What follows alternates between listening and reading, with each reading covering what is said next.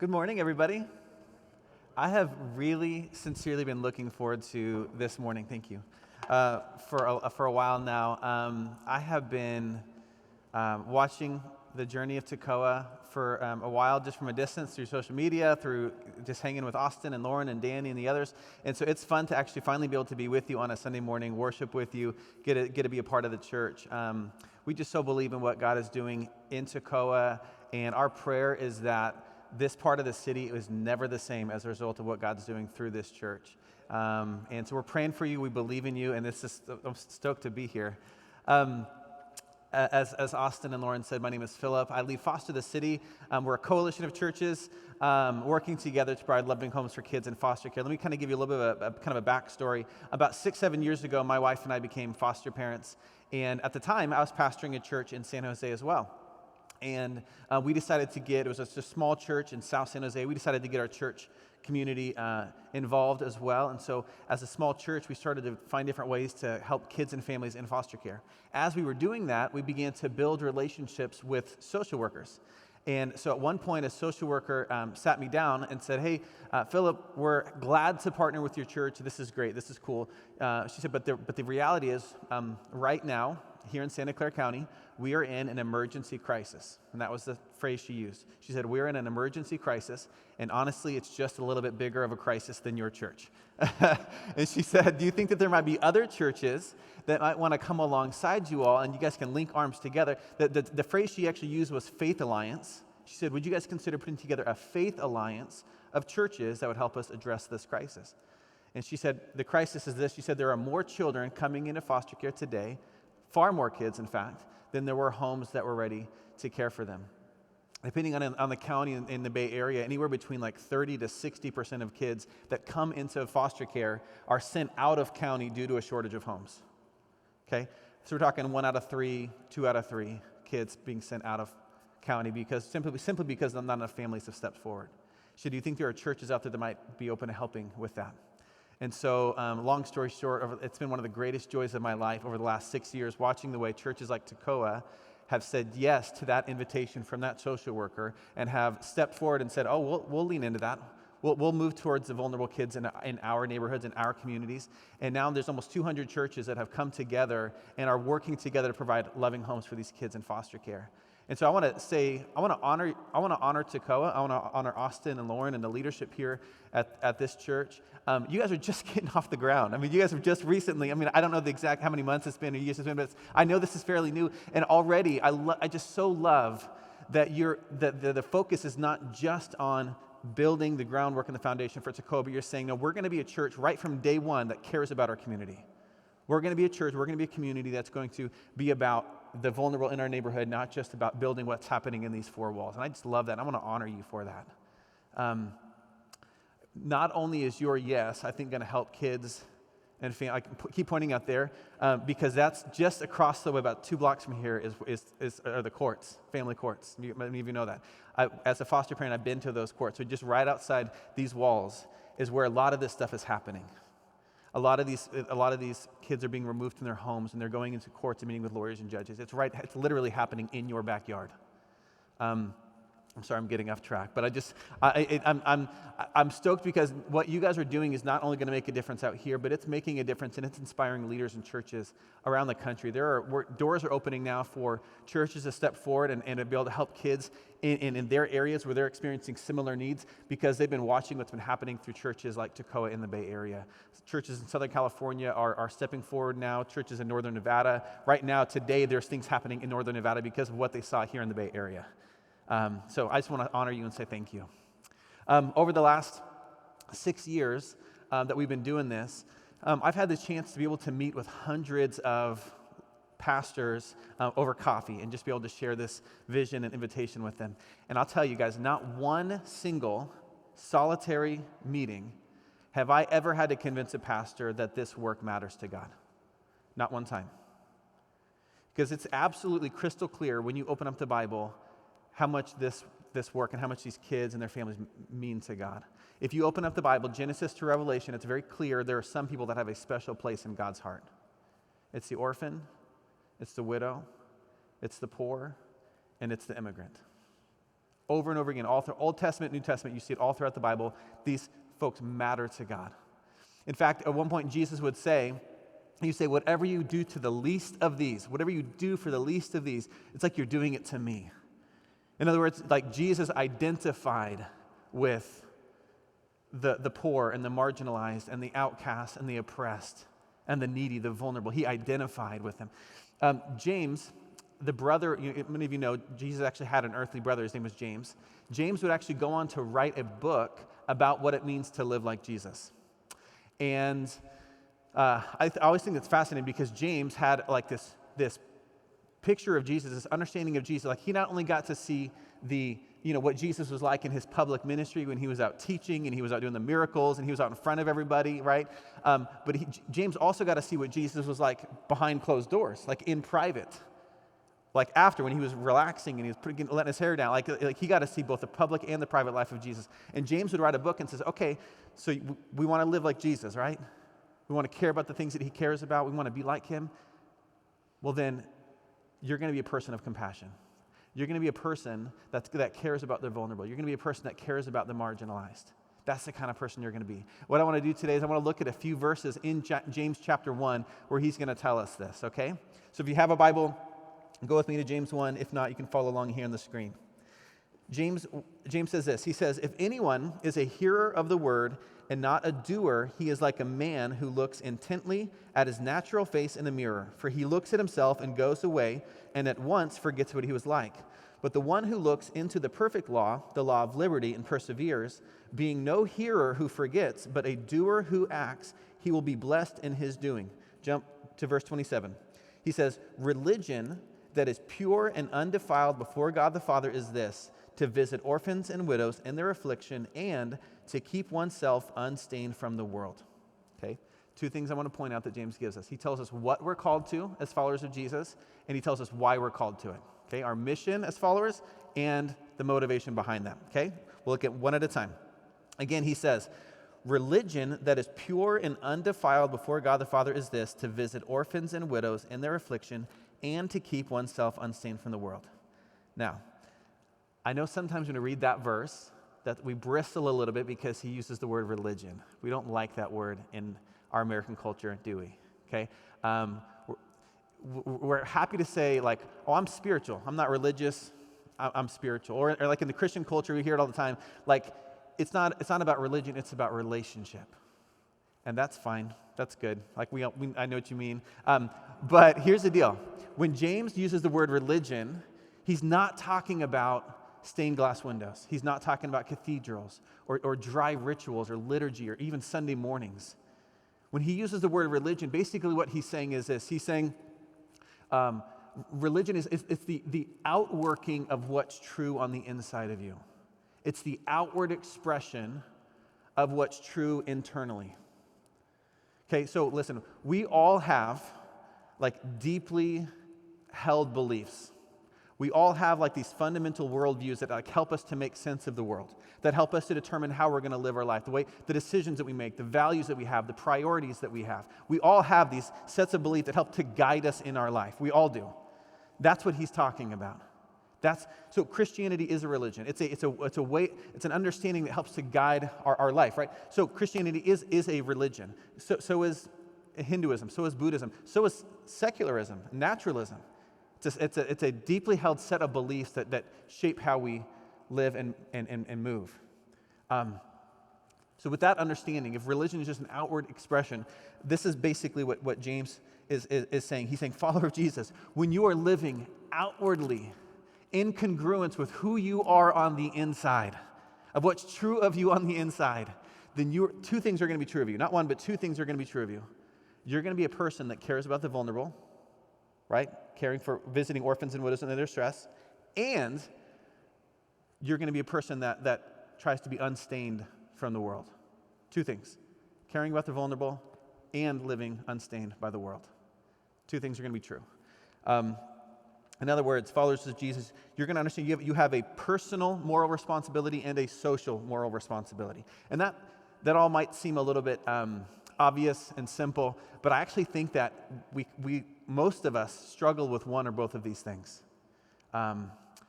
I'll even give you one example of how we see it all the time today. And I know that I don't know most of you, and I don't know where you sit on a lot of these things, and so this might be a little bit on the offensive side. I hope that you hear my heart in this. But I think this is worth us seeing for a moment. What I'm about to say is a sweeping overgeneralization, so take it with a grain of salt too, okay? James says we are to have a personal moral responsibility, living unstained from the world, and a social moral responsibility, caring for the vulnerable. Sometimes folks on the right side of the aisle, hang with me, sometimes folks on the right side of the aisle are going to have deeply held convictions around our personal moral responsibility, our personal moral obligation, traditional values, conservative Christian family values, deeply held convictions on those things, but are going to be a little more open-handed when it comes to our social moral responsibility, right? So these are my rights. This is my money. This is my freedoms. Yes, I have traditional values, but don't tell me I have an obligation to my neighbor. These are my freedoms. These are my rights. This is my money. Are you okay? You're doing all right? Okay. On the flip side, sometimes, and again, massive overgeneralization. Hang with me. Sometimes on the flip side, folks on the left side of the aisle are going to have deeply held convictions about our communal responsibilities, like our neighborhood social justice, community engagement. Like we get that, our moral obligation to our neighbor, how we treat each other, and you're going to be a little more open-handed when it comes to personal moral responsibility. Like, yes, I have obligations out there to my neighbor. I have to treat people a certain way, but don't tell me how to live my life. Like I'm going to live my truth. I'll do me. Okay, so we okay? The way of Jesus is not the way of the Democrat. The way of Jesus is not the way of the Republican. The reality is Jesus has a higher view of our social moral responsibility than the left, and a higher view of our personal moral responsibility than the right. It's a completely different way. It's a third way. It cannot be one or the other. James says it has to be both. And I love that he says it in the very same sentence. He says this is what we're called to, these two things, because they're married to one another. They're inextricably linked to one another. Jesus would say the same thing. In Matthew 5, in the Sermon on the Mount, Jesus would say that we as his followers were to be salt of the earth. And I think that's such a fascinating thing to call someone to. You're to be like salt of the earth. I think at the most basic level, I think like salt makes things better, right? You put salt on something, it makes things better. Pulls out the flavor. That's what we're to be. We're to make things better. Our schools should be better because our families are there. Our workplaces should be stronger and healthier and more successful because we're there. Our parties should be better because we show up. The neighborhoods that we live in should be better because we live there. Like as Christians, at the most basic level, I think that's what Jesus is saying. Where you go, it should be better because you showed up. I think on a deeper level than that, salt. So I went to Costco yesterday. When I go to Costco, I get a bunch of meat. I have a big family. So I come home with a bunch of meat. I race home and I try to get into the fridge or the freezer as quick as I can, right? So it doesn't go bad. In Jesus' day, they didn't have fridges. They didn't have freezers. If you had a bunch of meat like I did at the time, if you didn't want it to immediately go bad, you would put salt all over it. And the salt would act as a preservative, right? It would keep it. So you would put salt into that which ordinarily on its own is breaking down, is decaying. And so I think fundamentally what Jesus is saying is that we're not to avoid things that are breaking down and things that are hard and things that are decaying. We're actually to go into things that are breaking down. And as Christians, we're to bring healing and to bring wholeness. We're to keep things from breaking down. You follow? But what's interesting is that Jesus says we're to be salt of the earth. He says, but if the salt loses its saltiness, it's really not good for anything. The interesting thing is, though, salt doesn't lose its saltiness. Salt doesn't have an expiration date. It doesn't go bad. The only way that salt can actually go bad is if something from the outside comes in and corrupts the salt. Is if something from the outside comes in and pollutes it, or as James says, defiles it. So the question then is, if we're to keep ourselves unstained from the world, if we're to not let our saltiness be corrupted, how does the world do that? I can't speak for you, I can speak for myself. Perhaps the most alluring, persistent, pervasive invitation that the world gives to me, the message that the world gives to me, is to try to convince me, Philip, your life is all about you. Your life is about you. It's about pursuing your comfort at all times, your personal well-being, your safety, your security, your kids, your home, your country, your time, your money. It's all about you. That's what the world tells me. That's the message that I hear every day. Does anybody else relate with that? That's right. But guys, listen. Please listen. Surely the vision that you have for your life and the vision that I have for my life is more than just getting to the finish line as safe and comfortable as possible. Can I say that again? Surely the vision and the dreams that you have for your life are more than just about getting to the finish line as safe and as comfortable and successful as possible, right? The Apostle Paul said, no. He says, have the same attitude as that of Jesus, who though he was actually God, his status was, he was actually God in essence. He didn't cling to that. He didn't hold on to that, but he made himself nothing. He took on flesh and he became a servant and he laid down his life for us that we might have healing and hope. He says that's the attitude that we're to have towards one another and towards the vulnerable. And what James is saying is that the more that we do that, the more that we live into that, the more that the gospel is going to be on display to a watching world. Martin Luther, the reformer, he said, the world does not need a definition of religion as much as it needs a demonstration. And James is saying this is what we give the world when we visit the orphan and the widow in their distress, in their affliction. By the way, when James says the word visit, he's not saying we should swing by and say hi. That's not, we know that, right? What he's basically saying is you're to go to them. Like actually look for them. Pursue them. Go to where they are. So generally, like if you're like me, my natural inclination, when I see something that's hard or that's breaking down, I want to turn the other way. I want to look the other way. But what James is saying is, no, you actually need to move towards those who are vulnerable. And the idea there is that the tense of that verb, visit, is actually like a habitual, consistent, ongoing practice. It's not meant to be like a single, isolated act of charity. This is a part of who we are now as God's people. This is who I am. I'm a person that moves towards the vulnerable. That's the kind of church that we are at Tekoa. Is like we move towards the vulnerable. That's who we are. That's on our DNA as a church, right? That's what he's calling us to.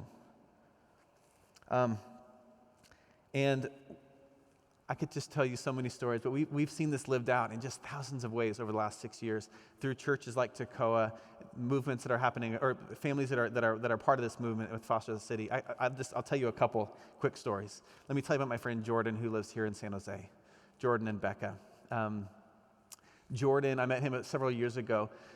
At the time, they had one daughter. She was just about to graduate high school, and they were about to become empty nesters. And he had all these plans and dreams for what he was going to do in his empty nesting years. And he was going to spend some extra time with his wife. They were going to do some travel. He was thinking about writing a book.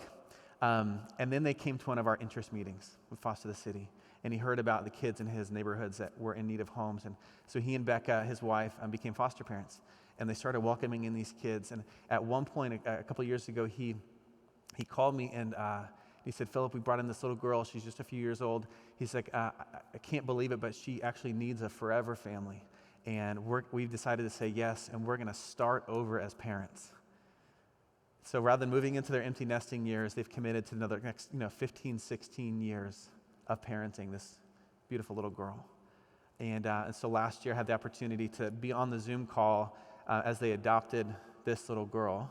and became her forever family. And I was sitting in my car, I was just about to go into a meeting. I was sitting in my car watching this on my phone, just tears streaming on my face as I was listening to Jordan tell this little girl how much of a blessing she's been to their family. Not just how they wanted to bless her, but how much of a blessing she's been to them. Just tears streaming on my face as they committed themselves to this little girl. Which, by the way, in verse 20-something, 5-ish or something like that, James, this is in my notes, James says, if you're not just a hearer who forgets, but you're a doer who acts, you'll be blessed in your doing. That's what I think he's talking about. It's moments of blessing like that Jordan's telling this little girl. You've been such a blessing to our family. As a foster dad, and an adoptive dad, I can tell you, we've experienced that firsthand. I can tell you about my friend Jan. She's out in the East Bay. Similar to Jordan, she was moving into her kind of later years, retirement years. She was going to do a whole bunch of stuff with her husband. They were really excited about doing some traveling, and then she came to one of our interest meetings. Which, by the way, this is not a great pitch for our interest meetings, are they? But she came and she heard, and her heart broke, and so she and her husband got licensed as foster parents, and they started fostering. They brought in this teenage boy recently, and she told my wife and me. She said, "I actually did do some traveling." She said, "We took this high school age boy out to Florida over this last summer, but they took him there because that's where his biological family lives." And they wanted him to have the opportunity to be building that relationship with his biological family. She told us she said, this has not been easy by any stretch of the imagination. She said it's been incredibly difficult, but she said, hands down, this has been one of the greatest things I've ever done with my life. I can tell you about my friend Lindsay. A few years ago, I got an email from a social worker here in Santa Clara County, and she said, Philip, we have a 6-year-old little boy with tremendous medical needs. And I cannot overstate how significant the medical needs were, incredibly difficult medical challenges. And she said he's in the hospital, but he's ready to be discharged. In fact, he's been ready to be discharged for a while. The problem is we just have nowhere to send him. Literally, he has nowhere to go. She said, do you think there are any families in the Foster City community that would be open to bringing this little one in? Well, it broke our hearts, and we sent out an email. And very quickly, Lindsay, my friend, wrote back, and she said, Philip, I have this overwhelming sense that God almost audibly said, Lindsay, go get your son. And she did. And they went and they picked up this little boy and brought him home.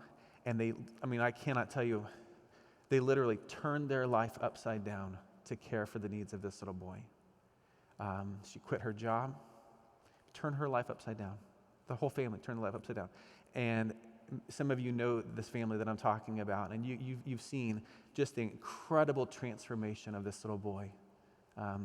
But last year we had the opportunity again on Zoom to watch the adoption of this little boy as he officially became a part of their forever family. And Lindsay told that little boy, she said, there will not be one more day where you will be without, not one more day of your life where you will not have a safe and loving family. Let me tell you just one more. I just want to be a little closer to home. The second little girl that my wife and I fostered, her name was Karina. And Karina was a beautiful little girl, 6 years old as well, actually. And when she came in our home, she had gone through kind of a lot in her young life, and needed a home for a little while. And so she came. We fostered her. It was actually a pretty challenging 6 months that she was in our home. She'd gone through a lot, and time and again, we just felt like we weren't able to meet her needs in a way that she really needed. And I remember at one point just being in my pastor's office, just crying, just saying, "Man, I just suck at this fostering thing. I feel like we're not helping her." Well, it was a difficult 6 months, but it was so worth it, and I'll tell you why. At one point in those 6 months, there's this one day we dropped Karina off for a visit with her mom. We would do that a couple times a week. You drop her off for a couple hours, they'd spend some time together, and we'd go pick her back up. Well, we dropped off Karina to go have some time with her mom. We went the rest of my family went to a restaurant to have some dinner, came out of the restaurant afterwards, and our tires had been slashed. Don't know who did it, don't know why, but we came out and we were like, shoot, we got to go get Karina. So we call our friend Jean, who's one of our support friends through Foster the City. And we said, Jean, is there any way that you'd be willing to go, drop what you're doing right now and go pick up Karina? We're stuck at this restaurant. And so she said, no problem. She drove down, picked up Karina. And when she was picking up Karina, Jean got into a conversation with Karina's mom. Her name was Tracy. Jean and Tracy began this conversation. And what sparked that day was a friendship between the two of them that's continued on to this day. And so shortly after this happened, Karina went on to go back and was restored with her family.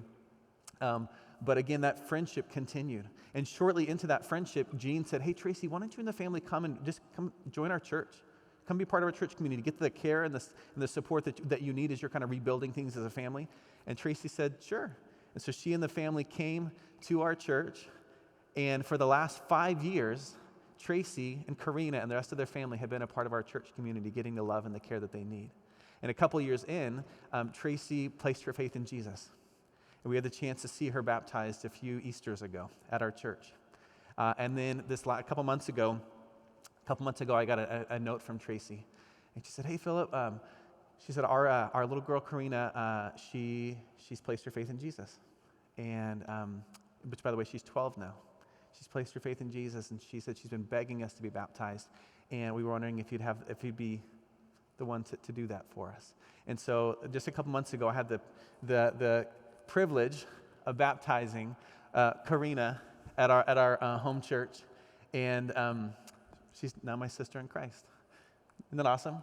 But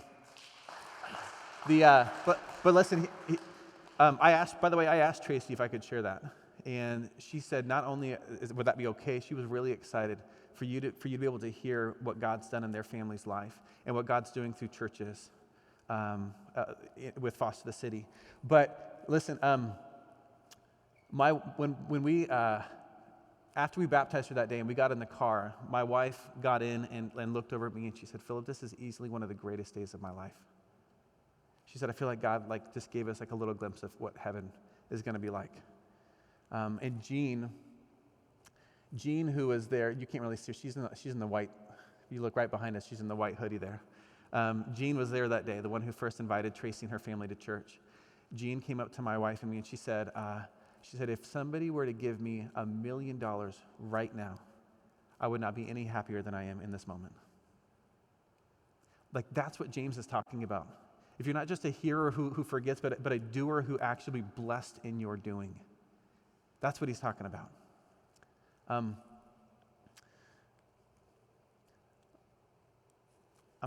Amy, I think I'll skip the video. I was going to share one more story with you, but I think I'm kind of up against it on time. Let me just say this. The more that I've been involved in kind of the world of foster care, the more that we're beginning to understand a little bit about this idea of attachment in a young mind. And stay with me. You'll see where I'm going with this. But the more that I'm understanding the idea of attachment. So listen, Austin and Allie are celebrating little Riley coming in, 2 weeks old. I got a chance to see her just a few minutes ago, and she's darling. Every time that Riley cries, and Austin or Allie goes and meets Riley in that and picks Riley up and feeds the baby, or maybe Riley's cold, she's tiny, so maybe she's cold, and they provide that warmth, or they rock her to sleep. But when they come and they meet that child in its needs, and there's a few things that we're learning that fire off in the child's brain. What's being affirmed for that child are a few things. Number one, I'm loved. Secondly, I must be valuable, I matter. And then third, I can trust people. I'm loved, I matter, and I can trust you. That's what's being affirmed for that child. On the flip side, of course, when a child cries, reaches out for help, and that need is not met, or maybe it's met with anger or frustration, the inverse is affirmed for that child. I must not be loved, I must not be valuable, and I can't trust anyone. That's what's being affirmed for them. What's been amazing to me is over the last 6 years to watch families like Jordan and Becca and Lindsay and Mike and Jan and her husband, these families who are stepping into the lives of these kids and these families and reaffirming for them what is true about who they are. No, you are loved. You matter. You are valuable. And you can trust people. And more importantly, you can trust the God who created you. time and again. And you know how that they can do that? They can do that because that's their story too. This isn't just the story of kids and families out of the family courts a couple blocks away. Like, this is our story as followers of Jesus. This is who we are. In verse, I really need to start writing these verses down. Verse 24-ish.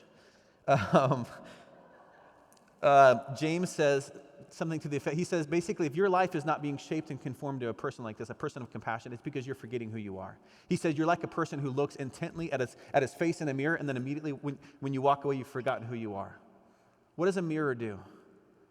A mirror shows us who we are. It shows us what we look like. Not what we hope to be, but actually what we look like, for better or for worse.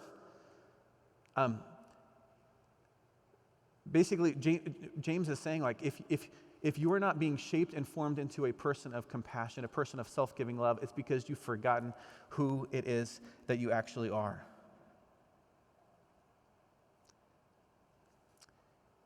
We love others because we have been loved. When you open up the Bible, the story of God throughout history has been a pursuit of attachment to us.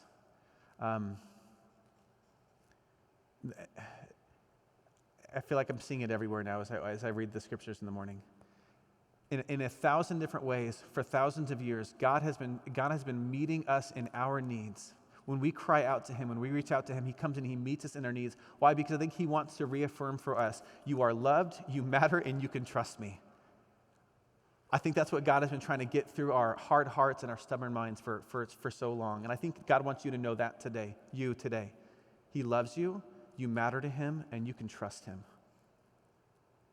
He loves you, you matter to him, and you can trust him. He's been trying to show us that in 1,000 different ways.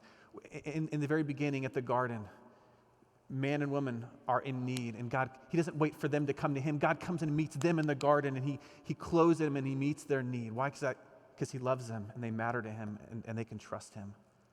When Hagar and the baby, remember Hagar and her child are in the wilderness and they're alone and they've been abandoned. And it says that the child cries out. It says that God hears the cry of the child and he comes and he meets them in their need and he provides for them and he gives them healing and hope for their future. When the Israelites are enslaved in Egypt, it says that the Israelites cry out. God hears their groans and he hears their cries and he comes and he fights for them and he delivers them and he gives them a hope for their future.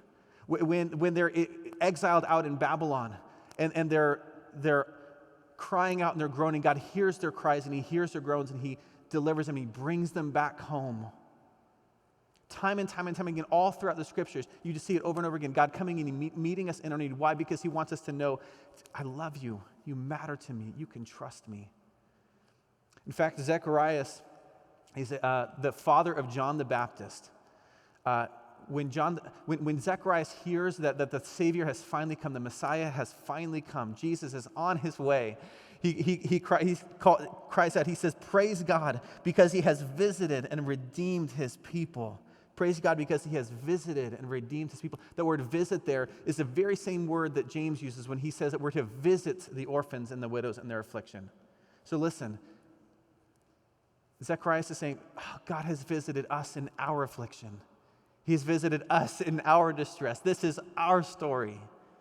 He didn't keep his distance from us when things got harder, when things were breaking down. He entered in, he came towards us, he moved towards us when we were vulnerable, when we were struggling. And he gave us a place or an opportunity to heal and to have a hope for our future. In 1,000 different ways, God has been trying to tell you and me, I love you, you matter to me, and you can trust me. And what James is saying is that perhaps the best, most vivid, most potent, most beautiful way that we can share this incredible news with the watching world is if we share that same love with those who are around us. So how is God leading you to do that today? Again, perhaps there's already a name that's popped into your mind. It's a friend, it's a neighbor, it's a family member that's struggling. God's calling you, don't keep your distance anymore. Move in. Go in. Be that salt. Get in there.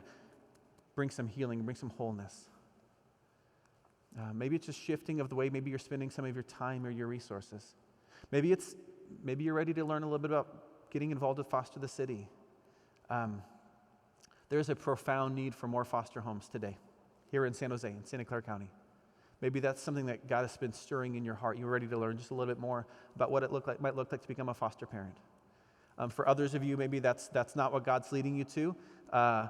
Maybe you could consider becoming a support friend for a foster parent.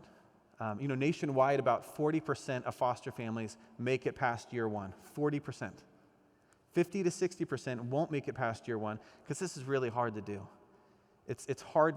When kids come from hard places, sometimes they act out of that trauma that they've experienced. We all do that, in fact. And sometimes that can be hard.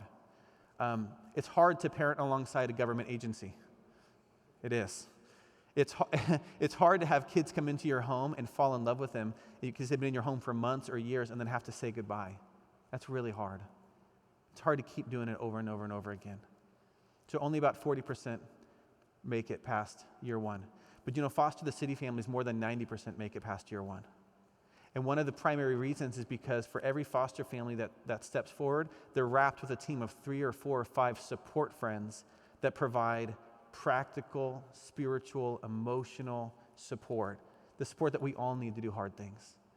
So they're bringing meals and providing childcare, and they're praying and they're encouraging. You're not taking that journey alone. If that's something you're interested in, you could become a support friend for a foster parent. There's one other role that I'll just mention too, that actually out of more than any other role, this is what I've been praying for Tekoa. It's this one right here, and that is the role of what we call an advocate. An advocate is the ministry leader in the local church. So we're partnering with almost 200 churches now with Foster the City, and each of those churches have a local leader in the congregation that helps basically to care for the families that step forward. They work directly with Austin and Lauren and the leadership of the church to be able to help kind of build the foster care ministry.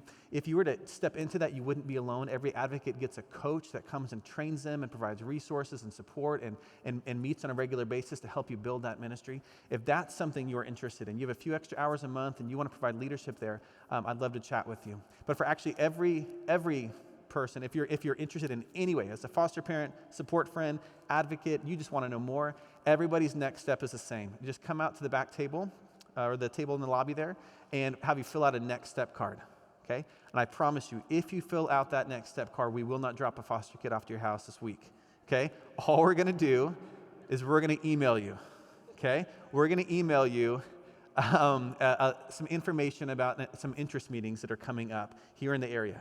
If you fill this out, you're not signing in blood, you're not making a commitment. All you're doing is you're saying, I'm open to sharing 1 hour of my time to learn a little bit more. Would you be willing to share 1 hour of your time to just learn a little bit more about these different roles? Let me close with this.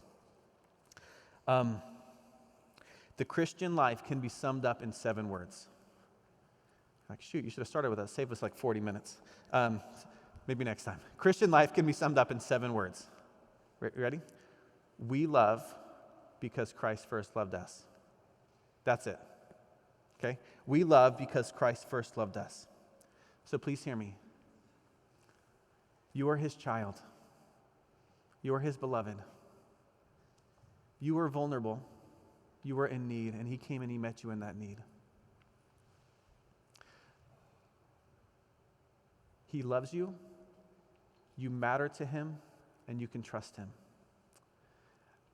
May those truths create in you and in me an unshakable foundation of confidence and peace and hope and joy.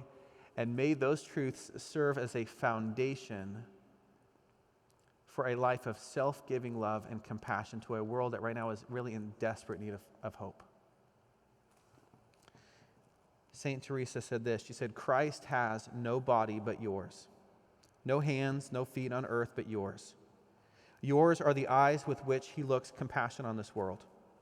Yours are the feet with which he walks to do good. Yours are the hands with which he blesses all the world. Yours are the hands, yours are the feet, yours are the eyes, and you are his body. Christ has no body now but yours. God, I thank you for the incredible privilege that we have to not just be welcomed into your family, to become citizens of your kingdom, but God, you actually give us the privilege of actually being your hands and feet on this earth, to be able to go and invite and love others in the way that you've loved us. What an incredible gift it is to be in your service. God, I pray right now for this church. I thank you so much for what you're doing through this community. God, the way that you've been growing it and building it, it's something that feels really healthy. God, I pray your blessing on Tekoa. I pray, God, that you would grow it to be strong and healthy and vibrant and fruitful, a place where people can come and experience life and hope. But God, I pray that as you bless them, God, you bless them that they might be a blessing. God, I pray that, as I said earlier, Lord, that this area would never be the same as a result of what you're doing in and through Tekoa in this generation.